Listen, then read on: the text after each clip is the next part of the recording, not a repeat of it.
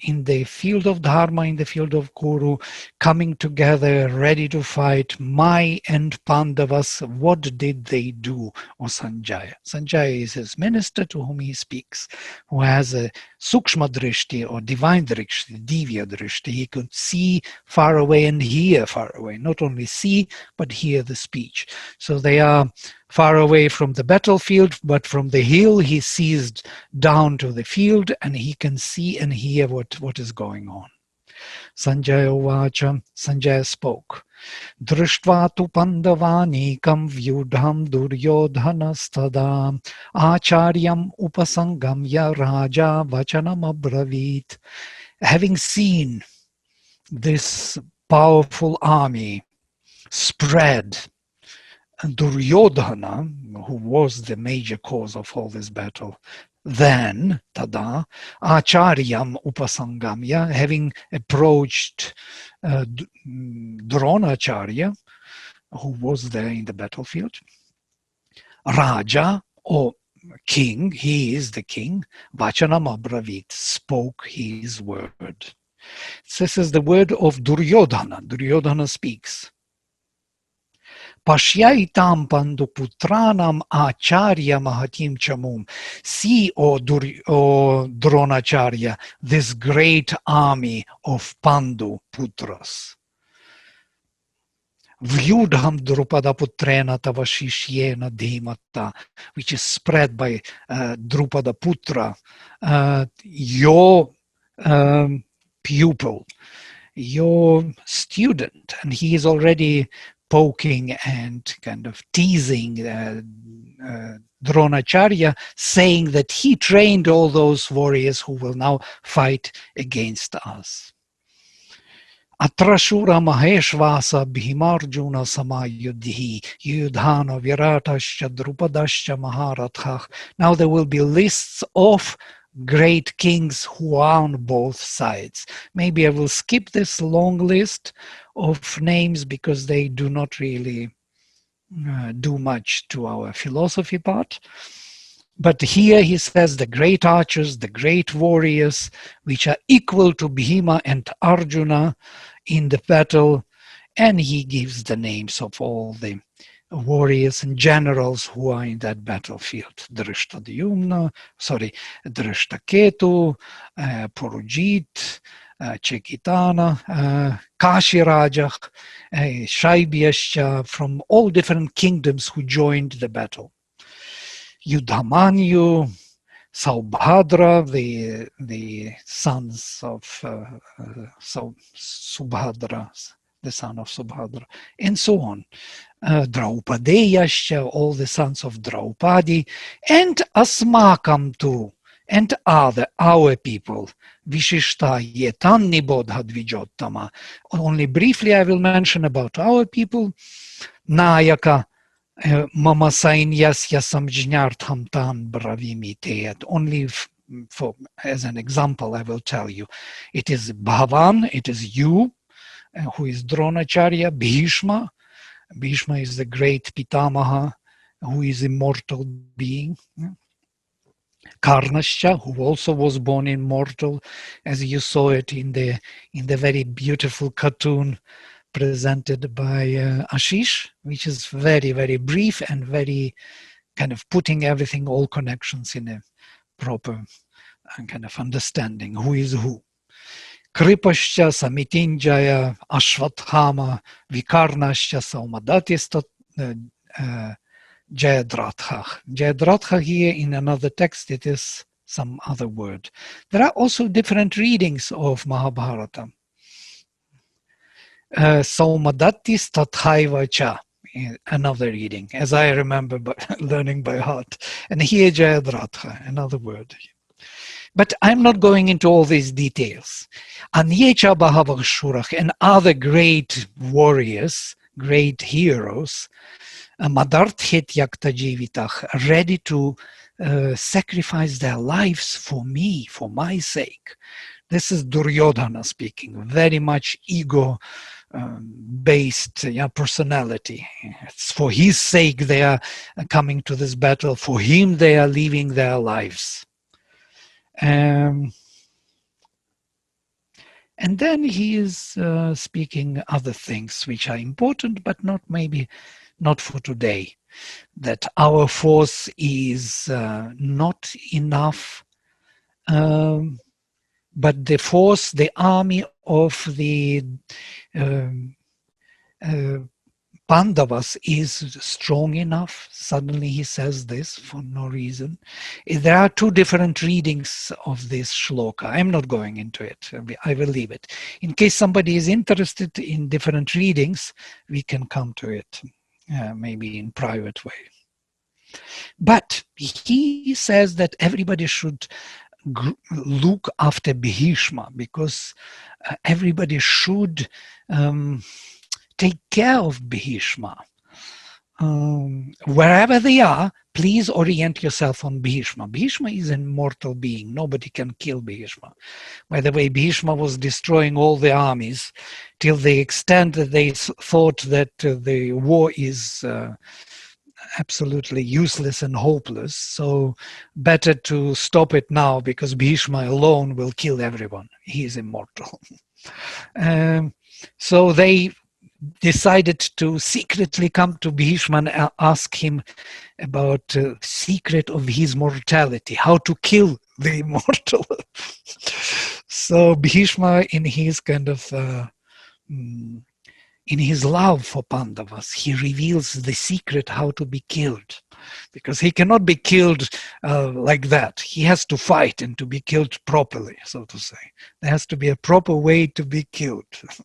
So he reveals that secret. There is the whole story about, as you remember, Ambika, who became Shikhandin in another birth, and she came in front and he would not shoot her, who is now in the male form, born as the warrior,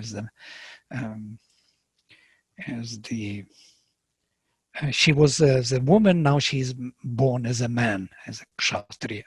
But he will not fight her, because in the previous life she was a woman and he was in love with her, actually. So this is this story of love, actually, with Bhishma. It's a huge, some people even consider Mahabharata to be the story about Bhishma and not about anyone else, because it is from Bhishma it started, how Ganga brought him to birth, as he is the god who is born in the body, immortal being, and has no progeny because he gave a vow not to be married for the sake of his father. So this is the whole story. That's why he could not marry that woman, that Ambika, who cursed him and wanted to kill him for that. So finally, when Shikhandin kills Bhishma, I'm speaking about Bhishma so long because here his name comes up first time. Then when he lies down, he was like a hedgehog with all the arrows sticking out from his body. And he was lying down on that bed, that deathbed, so to say, like a flower bed, and was speaking his Dharma Parva. The whole book on Dharma is the biggest book in Mahabharata, is spoken by Bhishma lying down on deathbed. So you can imagine what it is. But when the time has come for him to leave, because he could leave his body at will, so he touches all the arrows. He asks Arjuna to release 3 arrows, to put arrow under his neck as a pillow before he leaves his body, and so on. When he touches all the arrows, this is this one, that is that one, he recognizes by arrows who it was shooting him. And then one arrow, he comes to the heart, which hit the heart. He touches it and says, it is Ambika. It is his beloved one who hit into his heart, and he leaves his body. This is a beautiful story about love of Bhishma. And so this Bhishma Pitamaha, who destroys all the armies, is also here. But Duryodhana doesn't trust Bhishma. He believes that Bhishma may, with his sympathy for Pandavas, he may reveal his secret. And that's exactly what happened. So he says, everybody look after Bhishma. Wherever Bhishma is, go with him. Take care of him. Don't leave him alone because he may do some mischief. It's only an interpretation. There is nothing said about it. It's in the way how text is built. And the battle starts. Tasya sanjanayana harsham kuru vridhav pitamahach sinhanadam vinadyochaich shankham dadhamau pratapavan. And this Pitamaha means grandfather, grandsire, as they say. This is Bhishma. He took his conch, which is called Shankha, yeah, he has. Tatach Shankasya Bharyasya Panavanaka Gomukhach Sahasaiva Bhyahanyanta Sashabdastu Mudo Bhavatu. So he Sinhanadam, his Shankha, his conch is called Sinhanada, the roar of the lion. So he took his conch and made the sound. You know how they make sounds in the Lord of the Rings? When they start the battle, everybody takes some, special device and blows into it. So everybody has a signature. It's like a signature in the battlefield. When you hear the sound, you know where the general is or where the leader is. By the sound, you orient yourself, where to go, where to look at. So it's quite interesting, these sounds. Sinhanadams, he blew first. He started the battle, Bhishma. And then all the drums, all the tubes, all the fanfares, all kinds of conches after him, they broke the air, heaven and earth. And that sound was tumulus, tremendous. Tumulo bhavatu. So one by one, they blow into different shankas. And all these shankas, they have special names. And standing on the chariot with white horses, Krishna was a charioteer of Arjuna. Arjuna was in the chariot as a fighter, and Krishna was driving the chariot. Krishna and Arjuna blew into their shankas. Panchajanyam Hrishikesha. Hrishikesha blew into the shanka which is named as Panchajanyam, the shanka of 5 races of people. It is considered that there are 5 races of Aryan peoples on earth, who are seeking the divine manifestation. There are many races on earth, and many of those are not seeking the divine manifestation, but only 5, and they are named in the Veda, are the Aryans, Aryan tribes. Devadattam Dhananjaya, and the Dhananjaya, Arjuna blew into Devadattam, given by God, Shankha. These names are quite interesting. So I'm not going through names. So everybody blows into some Shankha. Yudhishthira, who is the eldest brother of Pandavas, blows into Shankha, which is called Ananta Vijaya, infinite victory, or victory of infinity. Beautiful name.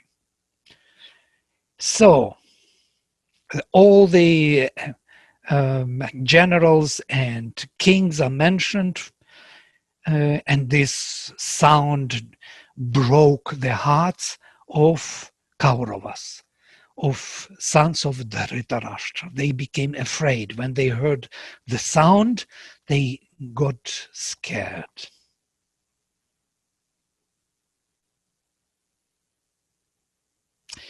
And then Arjuna, in his uplifted spirit, he says to Krishna, Hrishikesham tada vakyam idam aha mahipate. He said this to Hrishikesha, to Krishna. Arjuna uvacha. Arjuna said, Senayor ubahayor madhye ratham sthapaya mechyuta. Stop my chariot in between 2 armies. Yavadetam niriksheham, that I may see the faces of those fighters, Yodhukaman, those who came here to fight with me. Kairmayasaha Yodhavyam, with whom I must fight, Asmin Rana Samudyame, in this feast of fight, celebration of the battle of war. Yotsyamana Naviksheham, I want to see those who are willing to fight, who came here, the sons of Dhritarashtra, who are willing to do good to Duryodhana and do bad to the Dharma, so to say. And Sanjaya Uvacha, Sanjaya said, this is all Sanjaya speaking, Evam Uktach Hrishikesha, having spoken thus, Krishna, Senayorubhairmad Yestapayitvaratotamam, having stopped the chariot between the two armies, closer to the front of the enemies, Bhishma Drona Pramukhatach, in front of Bhishma and Drona, Sarvesham Chamahikshitam, and in front of the major generals, Uvacha, and spoke, Partha, O Arjuna, Pashya etan, see those. Samavetan Kuruniti, these Kurus coming together. Look at them. He already knew that now there will be a conflict. Arjuna was not ready for this kind of collapse of his feelings. He was ready to fight at the beginning, as Sri Aurobindo describes it in Essays on the Gita.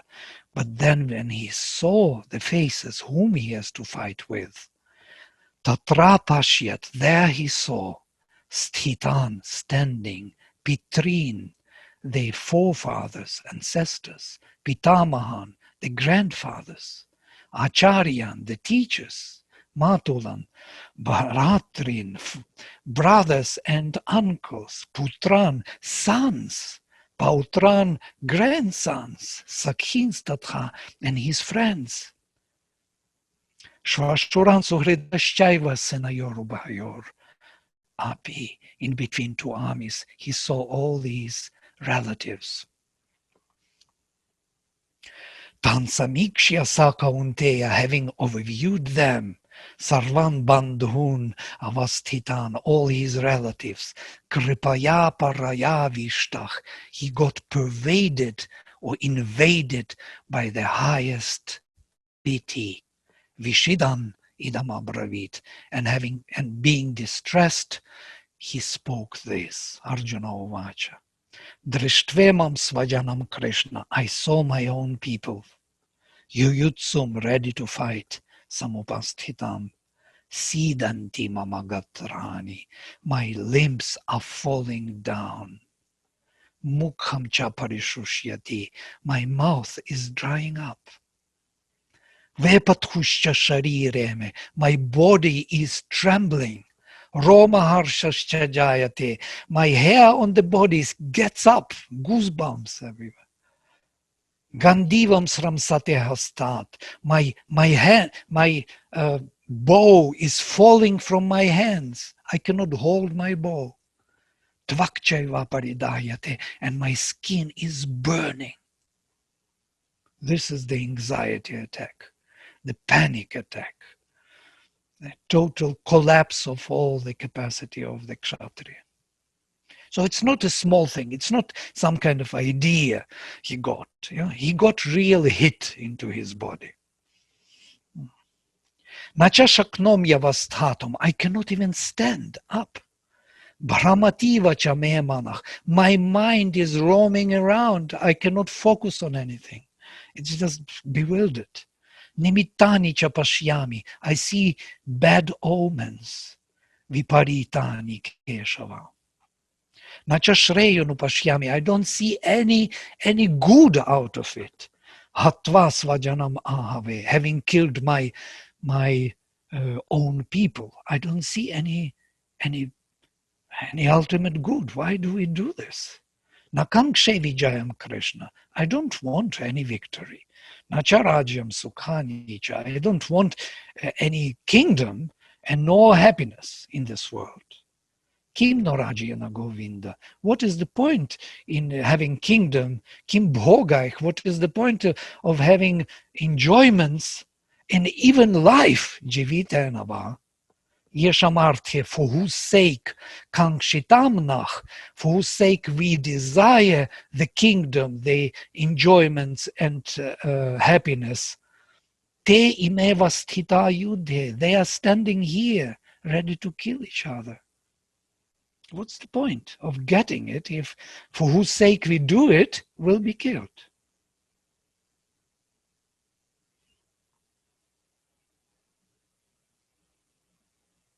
So this is his argument. His argument is fundamental. It is coming from his reaction. Yeah? And he goes on. I will not go into everything. He speaks about Bhishma, how he can kill his own teacher, his own guru. It's unthinkable. And you know, when they were discussing this battle, before the battle with Dronacharya, Dronacharya is his major guru, and Drona told him, you see, there will be a time when we will have to fight together. I want you to give me a promise that you will fight in full strength. This is an interesting these characters are no more available in the world. They belong to some other age of humanity, these noble characters.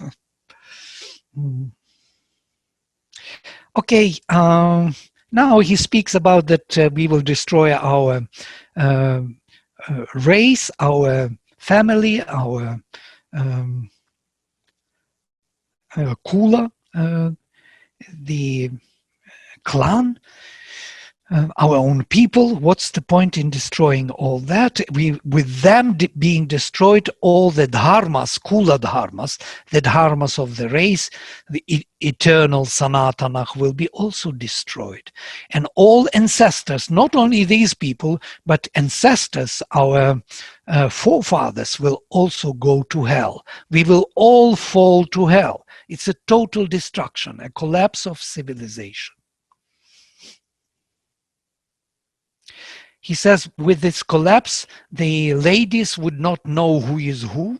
They would not follow the laws of conventional age, that Brahmins have to marry Brahmins and produce Brahmins. And in this collapse and non-recognition who is who, people would not know to what clan, to what caste, to what Varna, Jati they belong. So in the family of Brahmins, Shudra can be born. In the family of Shudras, Brahmin can be born. We would not know who is who by birth anymore. If in the conventional age it was provided by this structure that in Brahmin family only Brahmins were born, and they were following only the Brahminhood, then in the family of Kshatriyas, only Kshatriyas were born, and they were following only Kshatriyahood and so on, then now we would not know who is who. He is talking about a Varna Sankara, the mixture of Varnas. He actually accuses Krishna that Krishna causes the mixture of Varnas and Jatis, and now nobody would know who is who. This is the major philosophical objection. Varna Sankarach. Jayate Varna Sankarach. I'm jumping over because I don't want to read every shloka. Yeah, because I wanted to finish it now. Already 30 minutes, 20 minutes is over. And those who are causing the mixture of Varnas, Jatis, their ancestors fall into hell together with their forefathers and fathers and sons and their progeny.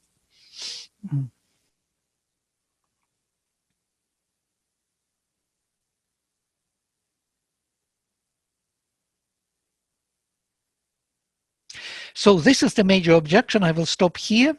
And that's at the end of this chapter. He says, Eva Muktva Sanjaya Ovacha. Sanjaya said, thus having spoken Arjuna in the battlefield, Rathopasthe, Upavishat, sitting down at the bottom of his chariot, not standing, kind of falling down at the bottom. Visrijya Sasharam Chapam, having thrown his bow together with arrows away from himself. Shokasam Vignamanasach, being totally in the agony in his mind.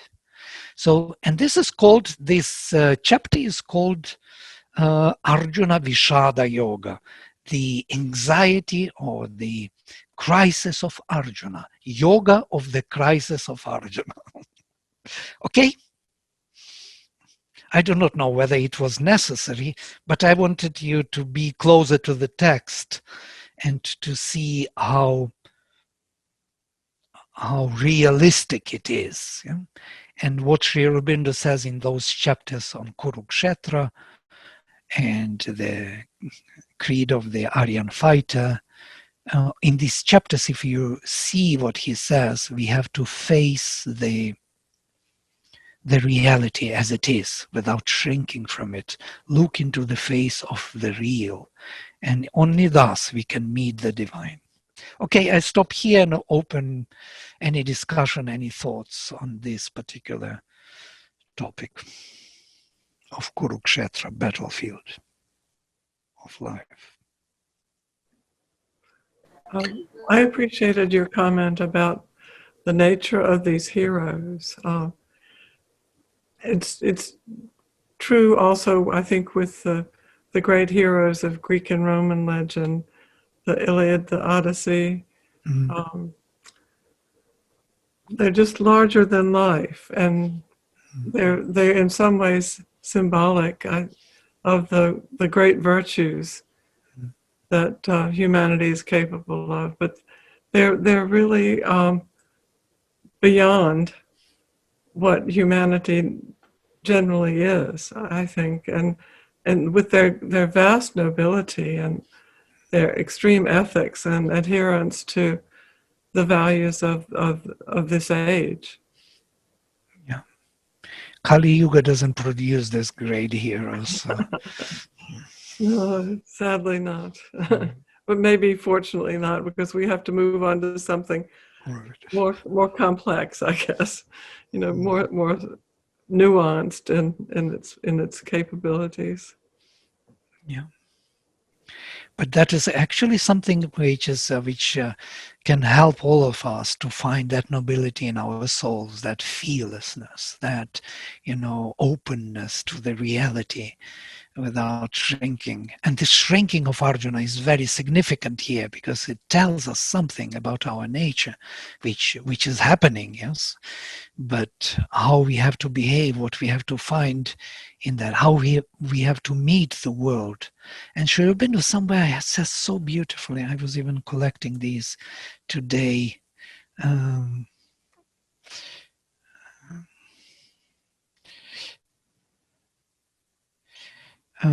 He says somewhere that meeting openly the world is actually looking into the world without shrinking, meeting what it is really, is actually inviting the divine.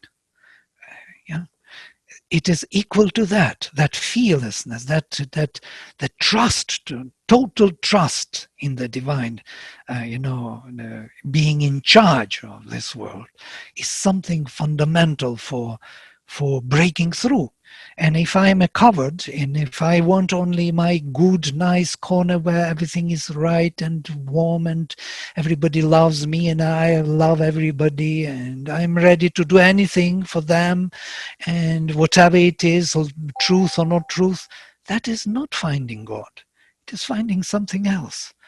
I'm finding my own small being. Okay, I will live all my life and die happily in my, bed, surrounded by my children and grandchildren, and that's it. That small life. But to meet the divine, one has to be ready to open up and look at real with real eyes. So how do we know what's real? I mean, look at the situation now in this country, in our country. I mean, how do we make that determination of what's truth and what's real? Because it's our perception of that reality, right?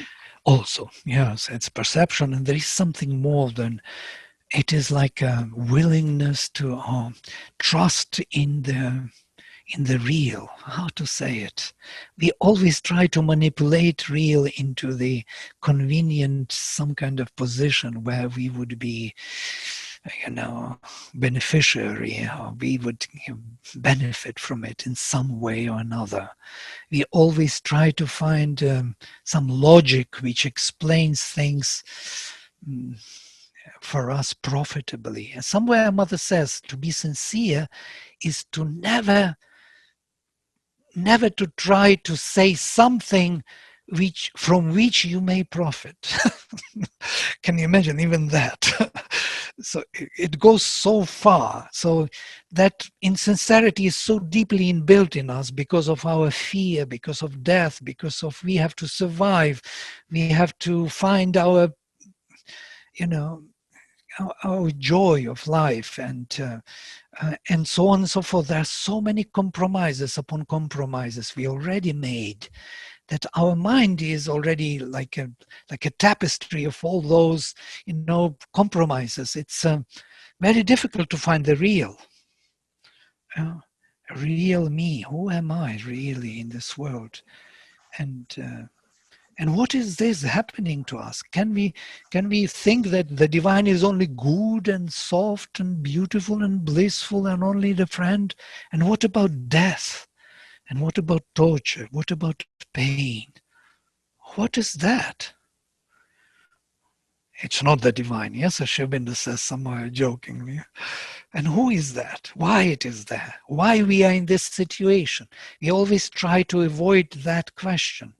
We always try to look at the bright side, never look at the dark, grim side of our life. We are shrinking from it. We are afraid of it.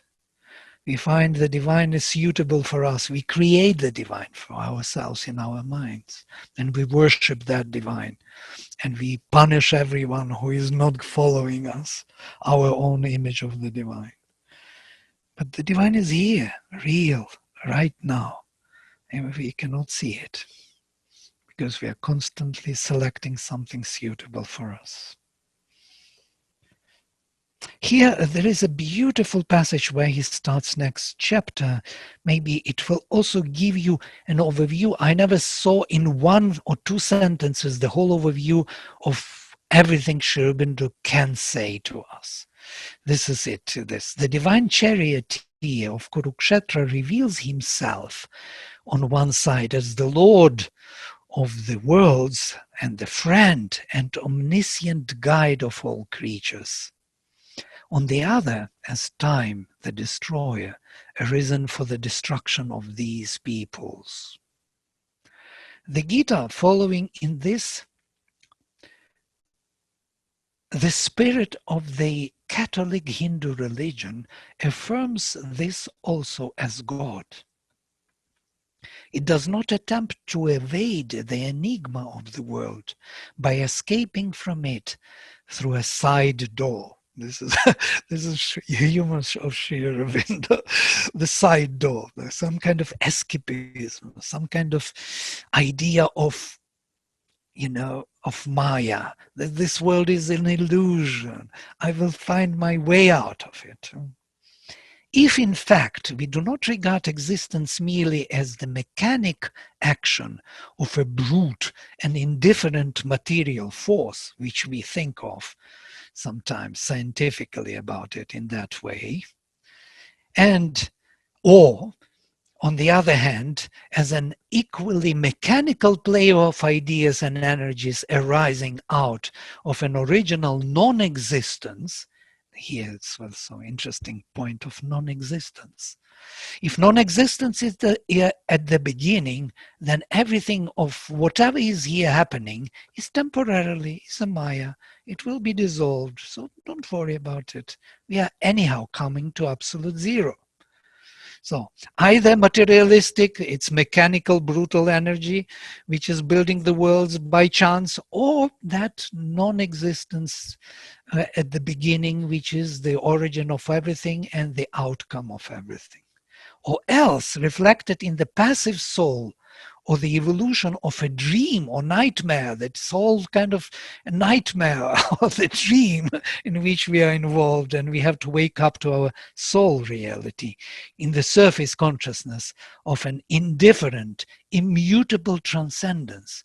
There are many religions which believe that the transcendent is the only real, and God has nothing to do with us here. We are here by ourselves, and to get somewhere closer to that transcendence, we have to fulfill our duties here. There are several Abrahamic religions of this kind. I will not name them, which is unaffected by the dream. So that transcendence is never affected by our dreams, by our nightmares. So whatever we do here, he is always pure, beyond our reach, and has no real part in it, has nothing to do with us. If we accept at all, as the Gita accepts, the existence of God, that the God exists.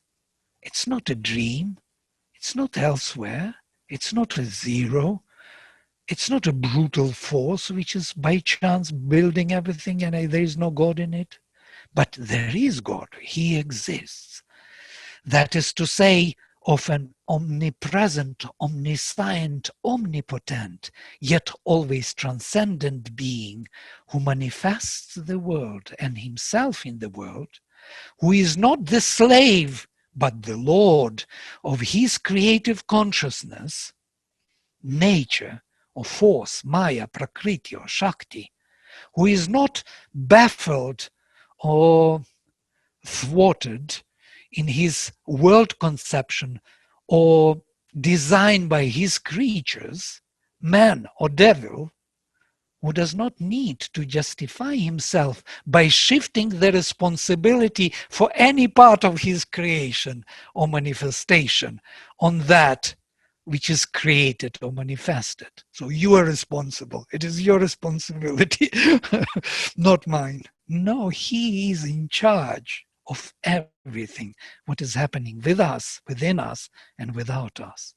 Then the human being has to start from a difficult act of faith. Now, this is the question. This is your question, and I think this is the answer to your question, Teresa. How do we know? We do not know. We cannot know him. Only the difficult act of faith. If you have it, you will discover him in every form, in every action, in every battlefield.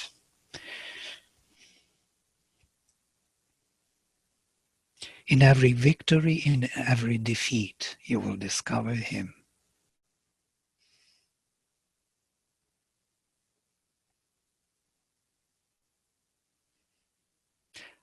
I do not know. For me, this is one sentence. It's such a long sentence, but everything is within one sentence. So beautiful. That's Sri Aurobindo's language. Yes? I hope it is meaningful.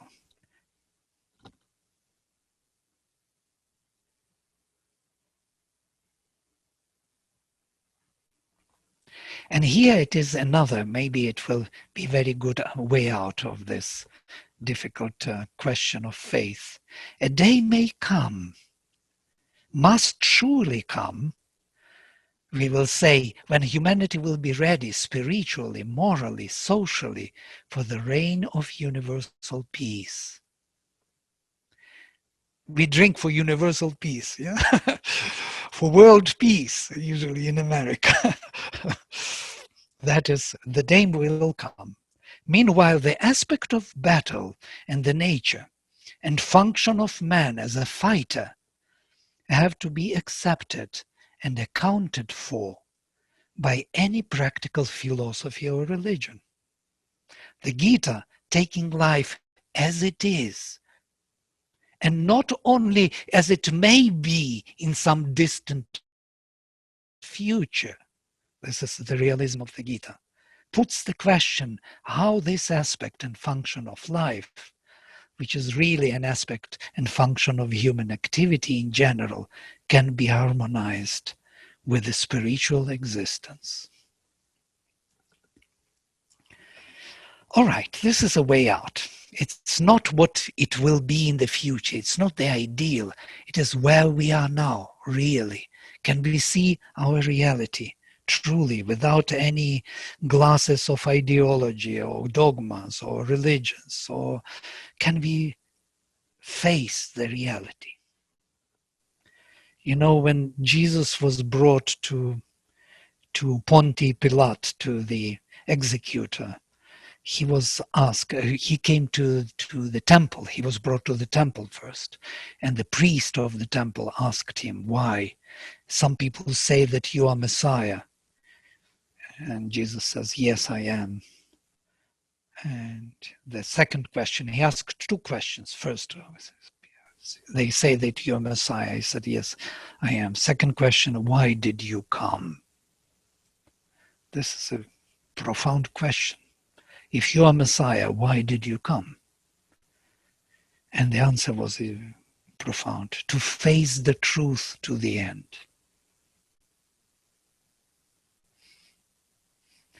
This courage to face the truth to the end, whatever it may be. It's the divine courage. Of course, we don't have that courage, but still we want to have it. We want it.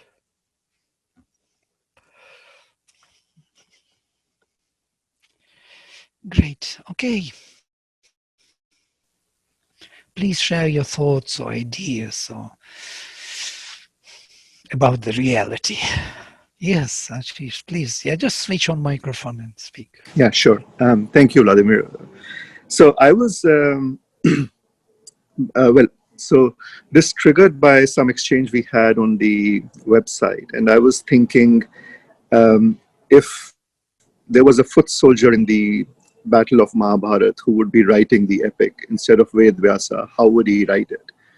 And would he still see it as dharma versus adharma? So I started researching online because there are different interpretations of the Gita, different versions. And I found out that there's another name of Mahabharata. It's called the Jaya, which means the victory.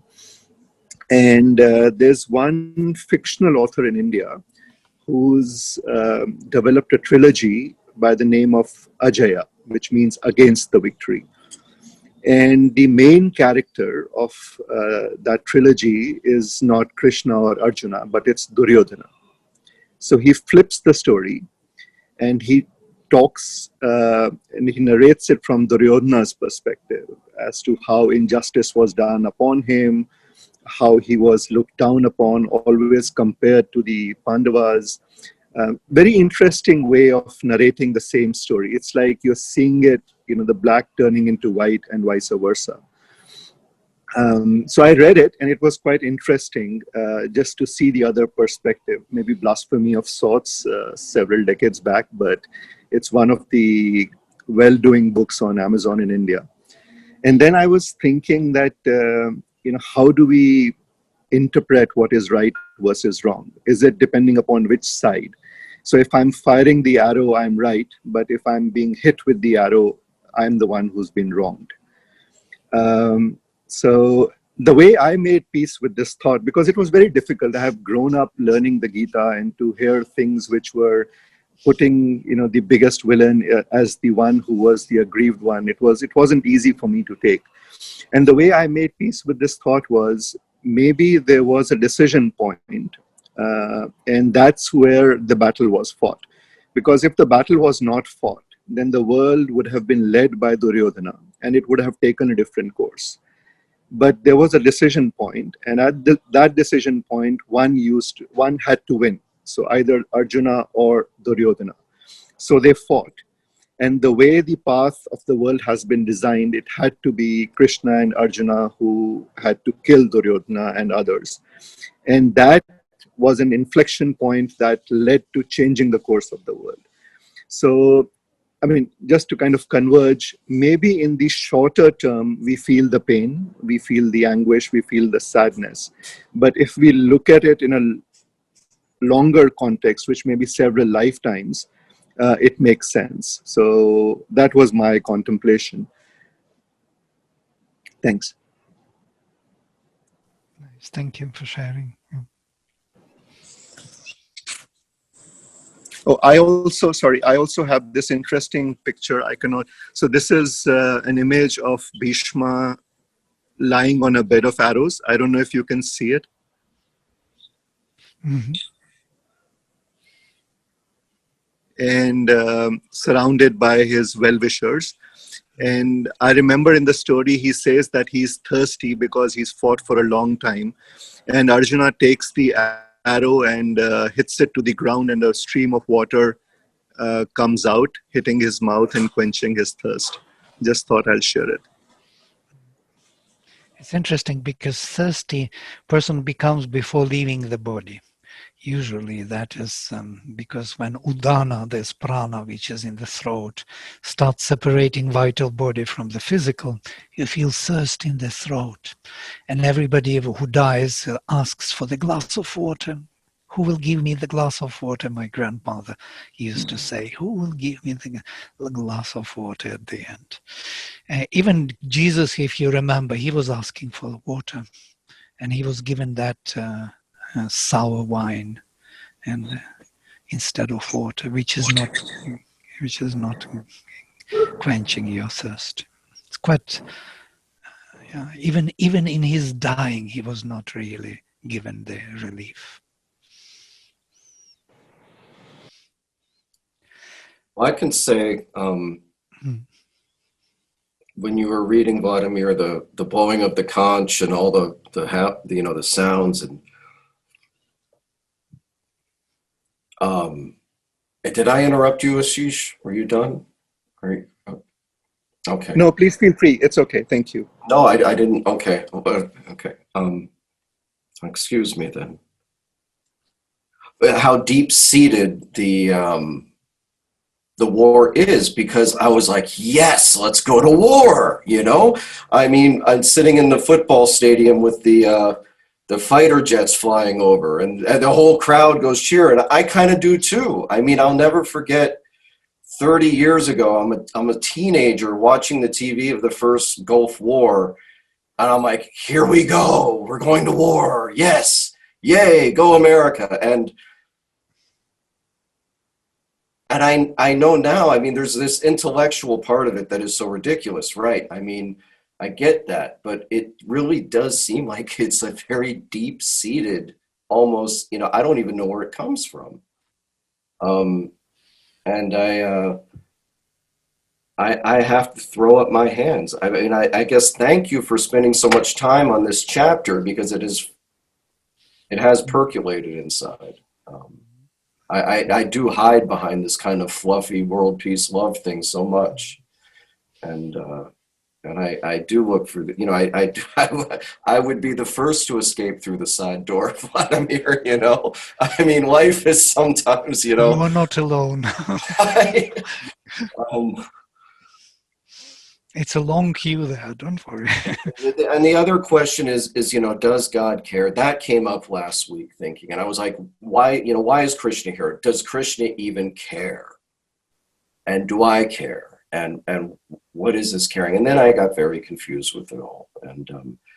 And so I'll keep that kind of open of where, we do care about what's going on. We do care on some level, and we want God to care about us, and yet it's transcendent, and I do ultimately believe that there's nothing serious in the universe ever going on, ever, and never has been, never will be. But that's a level that, while I can believe that in my heart and somehow even at times get there, I can't tote that around in day-to-day life in my ignorant kind of self and arrogantly. That doesn't make any sense. So I'm humbled, and Thanks. And thank you for the discussions online. It's nice to see everybody doing that. It's good to see you. Thank you. Thank you.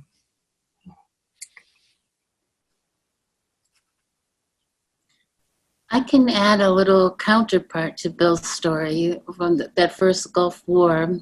I was living in Washington, D.C., and I found myself outside the White House gates, like saying no to this war. And then there was a march to a church, and it was really moving. And I've always kind of just gravitated toward that no, also toward the world peace stuff. And I thought what was interesting in the reading of the Gita is just how important it is to look at everything and just acknowledge everything and see it all and widen the perspective. Mm-hmm. So, because we have our own filters on things. So I think I wrote a little bit about that on the website, just feeling, somewhat stretched in just looking at a perspective I don't know that I would have before.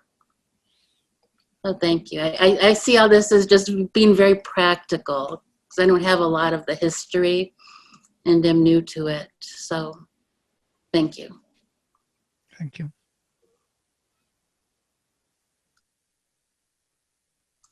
I think one thing that really hit home, and a little bit of a follow-up on what Bill and Kim are saying, is this idea that you can actually cause more destruction and more deaths by not going to war, by following the ahimsa principle, by being passive, right? So if there are forces out there, and there certainly was when Arjuna and Krishna was on the field, and Arjuna speaks of them in terms of the Varna and the clan and a lot of the moral structures that were in place.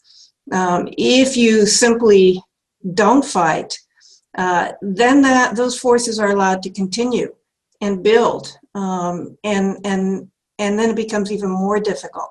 So I think the biggest thing for me this last week is finally getting through the fact that being passive and not standing up to forces on the belief of nonviolence is actually in some cases going to be far more violent and result in far more deaths than if the violence had just been stopped violently, if that makes sense. But yeah, it was a hard one to get through, but I see it, and I understand it in Sri Aurobindo's chapter, why it has to be that way, at least at this level, at least where we are now, humanity is.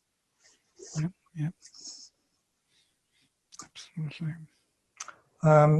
Just following on from that, and perhaps trying to understand it a little better, I think Mother, she said that the world is not ready for peace yet. I mean, the evolution is going on, consciousness is developing and so on, and various avatars have come down to help that. But the fact is, unless we keep churning, or events keep churning matter, there can be no permanent solution, no further development. So, and she said if the divine came now with all his force and peace and glory, we just could not stand it. We just would not be able to exist in that situation because we're not ready for it. So it is a process, and I look at it in a way as we understand perhaps that the divine is in everything, like in Arjuna and Krishna, but also on the other side. But on the other hand, he's doing that so something can be worked out. And although it can be very painful, if you're right, in the battle, in the struggle, ultimately, if you look at it over a series of lives, as Ashish says, or in a different perspective, it's going to have to be anyway. Absolutely, so beautiful. And this, so the other side has to lose, and that side which is losing the battle is also the divine, which decided to lose the battle, which decided to be defeated and die on the battlefield. It is supporting that victory, which is thriving. Somebody has to do it. Some other part of the divine creation will be doing that work, working on the other side of the fence, as it were.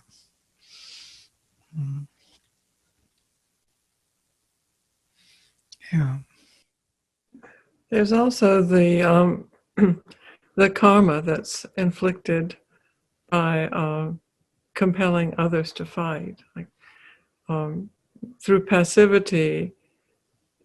I think Sri Aurobindo is saying in this chapter of essays on the Gita that through our own passivity, we can, in permitting others to fight, then the karma is on them, which is a further violence in a sense, because the fighters who attack people in a passive role are going to have to bear the weight of that karma of their own violence. There is something, this is the kind of, like in a relationship, when people say that he or she is so bad, quarreling all the time, attacking, there's always the other side, which is also participating in the passivity and perception of this, allowance of it to happen. There is always kind of two ends of the stick. So it's quite interesting. So people who are passively supportive, or for example, if we compare, because from Gandhi, people came to Sri Aurobindo, most probably some of you know that there was a messenger from Gandhiji. He wanted Sri Aurobindo to join the freedom fighting movement when he was already in seclusion. And he met with his, I forgot his name, the messenger from Gandhi, and he asked him a simple question: what will you do with all this pacifistic resistance if China would attack India? And the guy was so disappointed, he didn't know what to say, and he left. That was the end of the relationship. Yeah? But there is something which is realistic. Yeah, there's an army, there's China, there's weapons. So there are many realistic, real things. It's not only idealistic resistance of non-violence, ahimsa, but there is himsa going on in full blast. So what will you do? Will you just surrender to that? Or he wanted to know the answer, but the representative of Gandhi's government couldn't answer. He didn't know the answer, what to say to that. How can you resist the army with ahimsa? You can't do it.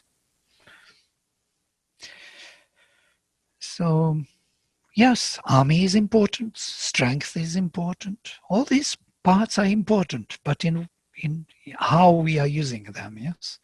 These are the instruments. Are we ready to face the reality, or we are playing some idealism? And of course, Sri Aurobindo makes many interesting, funny notions about these pacifists who are who are speaking about non-violence or non-doing anything and inactivity, prophesizing inactivity, such as Shankaracharya. He was prophesizing inactivity, being the most active, walking through the whole India, everywhere, actively prophesizing inactivity. So there is some fun in it, because when you want somebody to be inactive, you have to be very active to make it happen. So this idea of avoiding any activity immediately, directly, is not going to work.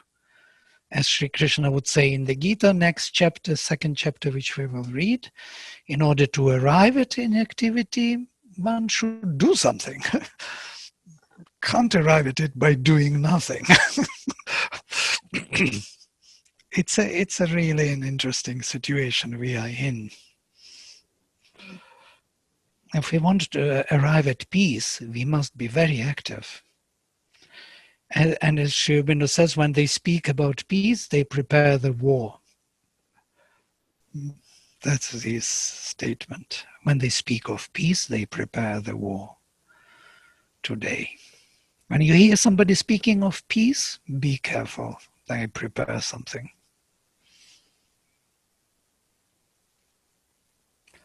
We are in this nature of fighter. We have to understand it, accept it, and use it for the better development of consciousness. That's it. So is there any strength in nonviolence according to the teachings of the Gita? Yeah, it's a very violent strength of nonviolence. You can be very strong in nonviolence. Is a huge resistance of any activity. You are not getting in or giving in. You are resisting. It's a huge strength in a way. It's a very powerful activity, nonviolence. According to the Gita, of course. Because Gita looks at everything as activity. You cannot be out of it. Even if you are sitting and thinking that you are doing nothing or sleeping, it is still an activity. Gunas are rotating in gunas. Great. Okay, so we are over our time. I guess we can stop here for today, yes? If nobody else. Siegfried, you are there in the darkness. We can see only your profile. You wrote such a beautiful essay. It was nice to read. Thank you for sharing your thoughts. So next time, Vladimir, we do what? We read the second. Yes, let us take next 2 chapters. Yes, chapter 6 and I think 7. And look into this idea of what is this fighting about. Are you speaking essays on the Gita, or are you I'm talking speaking the? about essays on the Gita. Oh, okay. And we move into the chapter 2, yes, of the Sankhya and Yoga. The philosophy. Krishna will start speaking, explaining what it is all about. How we are here to fight. And why fight is there at all. Okay, I will then close with mantra. Thank you. Thank you. Om Sarve Bhavantu Sukhinaha Sarve Santu Niramayaha Sarve Bhadrani Pashyantu Ma Kaschid Dukkha Bhag Bhavet.